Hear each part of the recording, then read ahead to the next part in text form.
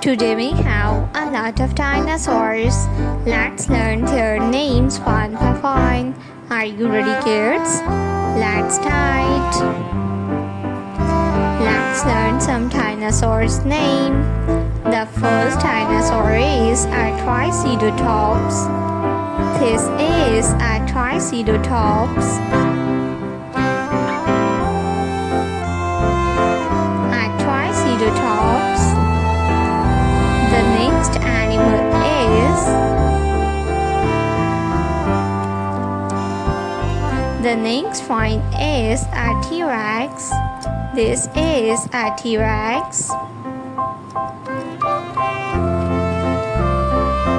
A T-Rex, Tyrannosaurus Rex. The next animal is a crowned dinosaur. This is a crowned dinosaur.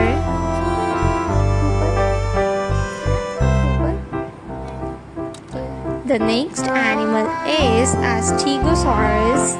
This is a Stegosaurus Rex.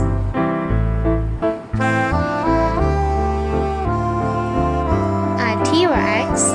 This is a T-Rex. A Triceratops.